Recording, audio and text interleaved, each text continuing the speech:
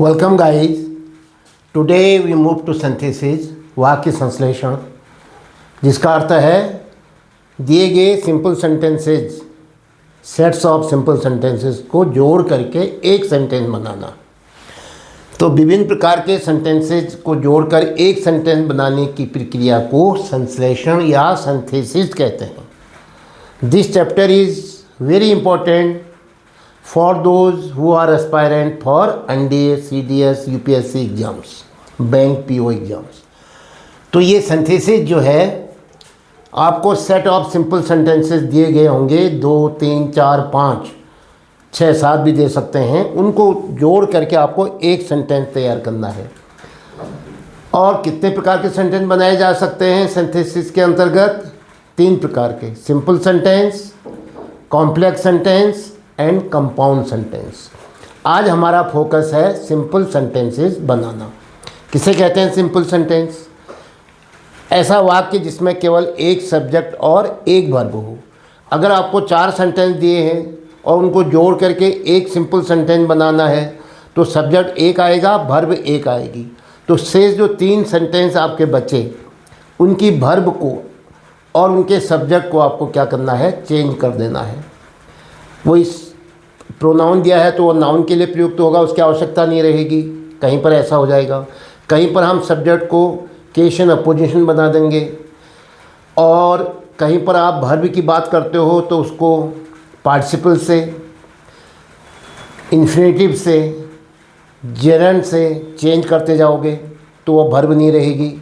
ऐसे ही phrase in apposition, nominative absolute, absolute phrase, और ऐसी एडवर्ब का प्रयोग करके, और या फिर अगर कॉमन वर्ब हैं तो उनको एक जैसी वर्ब आ रही है तो उनको कॉमन यूज करके, यानी एक ही बार उसका प्रयोग करके।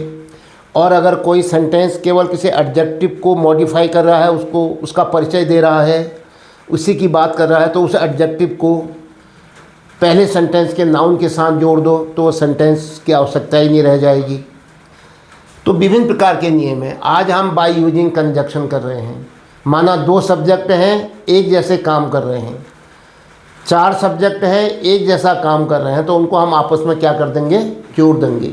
और वर्ब एक ही है, एक जैसा ही काम हो रहा है तो वर्ब एक ही जैसी होगी, तो क्या हो जाएगा? वो सब्जेक्ट हो जाएंगे मिल करके और ये वर्ब हो जाएगी। अगर माना ऑब्जेक्ट एक जैसे हैं, अगर हो सकता है कि ऑब्जेक्ट क्या हों? अलग अलग हों, तब तो आप क्या कर रहे हो? और काम करने वाला सब्जेक्ट एक ही व्यक्ति हो, उसी की बात हो रही हो, अलग अलग काम कर रहा हो, तो हम क्या करेंगे? ऑब्जेक्ट को जोड़ देंगे आपस में। किसी की क्वालिटी है, अगर एक जैसी क्वालिटी है, उनको आपस में जोड़ देंगे एंड से। अगर माना विरोधाभासी प्रवृत्ति है, विरोधाभासी क्वालिटीज़ हैं, तो उनको बट से जोड़ देंगे। तो कहने का आशय यह है कि आज आप बाय यूजिंग कंजक्शन क्या करोगे? सेंटेंस को कंबाइन करोगे और क्या बनाओगे? Simple sentence. एक्सरसाइज नंबर 1 को देखिए। Combine the following simple sentences into 1 simple sentence by using conjunction. भले नियम कई हैं, आप स्वतंत्र है किसी भी नियम से बना सकते हो, लेकिन हम थोड़ा सा आपको स्टेप वाइज इसलिए बता रहे हैं ताकि आप गहनता से उसको समझ सकें। जहाँ पर इसकी आवश्यकता आएगी वहाँ पर आप इसका प्रयोग कर सकते हो। Sentence number 1, my father went to Delhi, I also went there with him. मेरे पिताजी दिल्ली गए, मैं भी उनके साथ वहाँ गया। अब आपने इनको जोड़ करके 2 सेंटेंस को जोड़ करके एक सेंटेंस बनाना है। तो जाने वाले कौन है? देखो, वेंट, मेरे पिताजी भी गए, मैं भी गया। वेंट की ज़रूरत नहीं है 2 बार कहने की, कॉमन हो जाएगा वो तो। दूसरा, जाने वाले कौन है? माई फादर भी हैं और मैं भी हूँ, एक ही जगह जा रहे हैं, दिल्ली। तो क्या कहोगे? 2 सब्जेक्ट को आपस में जोड़ दोगे। My father and I went to Delhi. और या फिर जो दूसरा नियम है वो था, उसको अगर यूज करोगे, I went to Delhi with my father. I went to Delhi with my father. दोनों गए नहीं गए उसमें? मैं अपने पिताजी के साथ दिल्ली गया और अच्छा लग रहा है, लेकिन कंजक्शन का प्रयोग नहीं हो पाया। My father and I went to Delhi, बजाय इसको ऐसा कहने के, चलो वो तो आपके माइंड में है ही, तो आप इसको ऐसे भी कह सकते हो, आई वेंट टू दिल्ली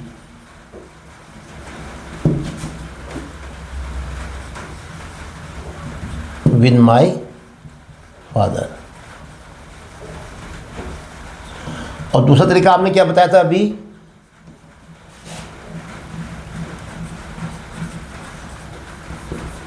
अब ये कहा नहीं जाता था, लिखा भी नहीं, लिखा तो जा सकता है लेकिन बोला नहीं जाता है।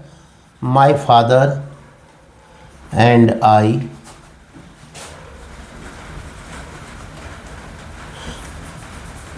बोथ लिख देता हूँ, दोनों, बोथ वेंट टू दिल्ली। हम दोनों, मेरे पिताजी और मैं, दिल्ली गए। Sentence number 2, he bought a house, he bought a car too. उसने एक घर खरीदा, उसने एक कार भी खरीदी। खरीदने वाला एक ही व्यक्ति है, ही। खरीदने की प्रक्रिया देखो, बॉट बॉट कॉमन हो गया।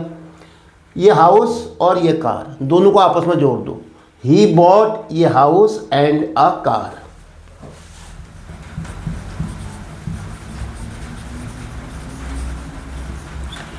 ही bought a house and a car. He bought a house and a car. उन्होंने एक घर और एक कार खरीदी। Number 3, my uncle gave milk to me, he also gave bread to me. मेरे चाचा ने मुझे दूध भी दिया, मेरे चाचा ने ही मुझे ब्रेड भी दी। तो देने वाला एक ही व्यक्ति है, प्रक्रिया यानी भर भी एक ही आ रही है। वो बात अलग है कि जो ऑब्जेक्ट है, एक जगह मिल्क है, एक जगह क्या है, ब्रेड है, तो दोनों को जोड़ देते हैं। तो क्या कहोगे, माई अंकल गेव मी, जो कॉमन है उसको कॉमन लिख दिया हमने। ही की जगह में क्या है, माई अंकल के लिए ही आया हुआ है, तो दोनों बोथ हैं, सेम है। माई uncle gave me milk and bread. Object को हमने जोड़ दिया एंड से।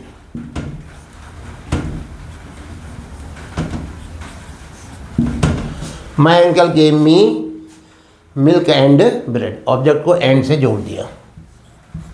Number 4, my brother enjoyed a film, I also enjoyed with him. मैंने भी उनके साथ फिल्म का आनंद लिया। तो क्या कहोगे, I enjoyed film with my brother. My brother enjoyed a film with me, मेरे साथ। अच्छा, अब आपने कहा साहब कंजक्शन से जोड़ो, है ना, वो तो प्रीपोजिशन लगा के जोड़ दिया आपने। तो क्या होगा, my brother and I enjoyed the film.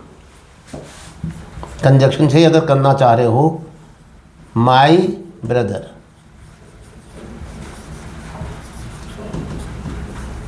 And I enjoyed the film. My brother and I enjoyed the film. और दूसरा तरीका क्या कहा मैंने, I enjoyed the film with my brother. और करके लिख देता हूँ मैं इसको, लेकिन अभी हमको बाध्यता क्या है हमारी, कंजक्शन की, इसलिए हम ऐसे बना रहे हैं। अदरवाइज आप ऐसे भी बना सकते थे, लेकिन जब एग्ज़ाम की बात आएगी तो वहाँ पर आप फ्री हैं। आप अपने विवेक से जो आपको आसान लगता है तरीका, कई नियम हैं, 8 नियम तो मैं नहीं बता दिए, तो आप किसी भी नियम से बना सकते हो। I enjoyed film with my brother. ये आप जानते हो इसको, ऐसा नहीं है, लेकिन फिर भी रूल बताना इसलिए ज़रूरी है कि कहीं कहीं पर जब वाक्यों की संख्या बढ़ जाती है तो वहाँ पर हमको हर रूल की जानकारी होनी चाहिए। 5th, my sister sang a song, Anjali also sang with her. Anjali ने उसके साथ गाना गाया। तो इसका मतलब क्या हुआ, माई सिस्टर एंड अंजलि दोनों ने मिल करके गाया। And my sister and Anjali sang a song. My sister को और किसको, अंजलि को जोड़ दो, एंड अंजलि बोथ लिख सकते हो, दोनों ने, both sang a song.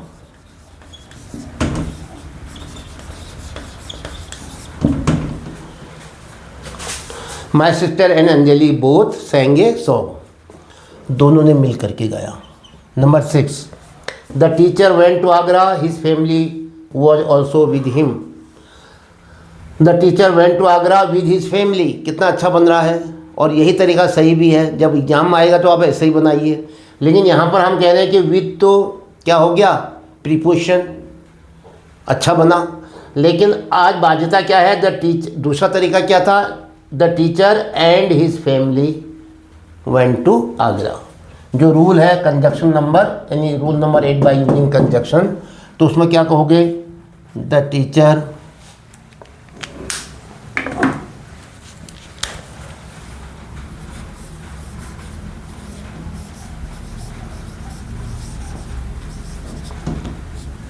And his family. Subject को जोड़ दिया मैंने, वेंट टू आगरा. ठीक है, लेकिन जब एग्ज़ाम आप बनाओगे तो कैसे बनाओगे इसको अपने मन से, और भी तरीका है. आपने कहा साहब हम अपने हिसाब से ऐसे बना सकते हैं, the teacher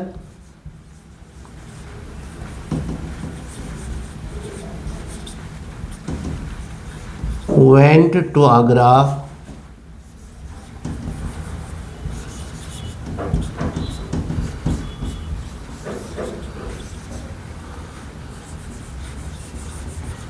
with his family.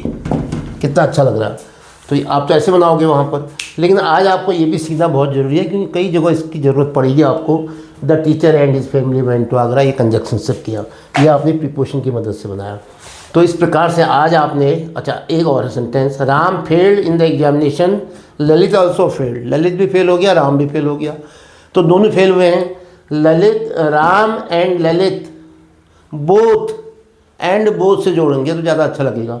Ram and Lalit both failed in the examination, क्योंकि फेल होने वाले दो हैं, दोनों सब्जेक्ट हैं, दोनों सब्जेक्ट को जोड़ दो तो क्या बना,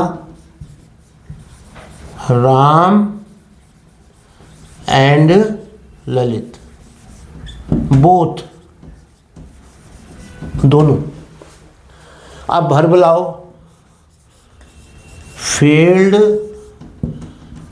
in the examination.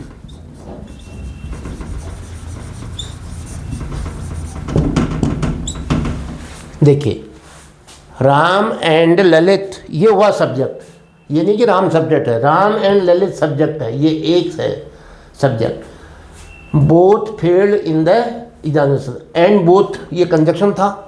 Ram and Lalit both ये हो गया सब्जेक्ट. फेल्ड वर्ब, बाकी तो फिर फ्रेज आया हुआ है, एडवर्बियल फ्रेज. तो आज आपने कंजंक्शन का प्रयोग करके, चाहे वो ऑब्जेक्ट को जोड़ो चाहे सब्जेक्ट को जोड़ो, क्या किया, कंजंक्शन का प्रयोग करके आपने सिंपल सेंटेंस बनाना सीखा. विभिन्न प्रकार के वाक्यों को हम ऐसे जोड़ के भी सब्जेक्ट बना सकते हैं. वर्ब कॉमन है इसलिए एक ही बार लिखी जाएगी. तो मुझे लगता है कि अगर आपको ये तरीका अच्छा लग रहा है या कुछ समझ में आ रहा है तो आप कमेंट बॉक्स में अपनी राय ज़रूर दें. और यदि आपके लिए ये उपयोगी साबित होता है तो आप लाइक भी करें और सब्सक्राइब भी करें, ताकि आने वाले वीडियो आपको आसानी से उपलब्ध हो सके. इसके साथ ही आज का ये वीडियो यहीं पर समाप्त होता है. जय हिंद.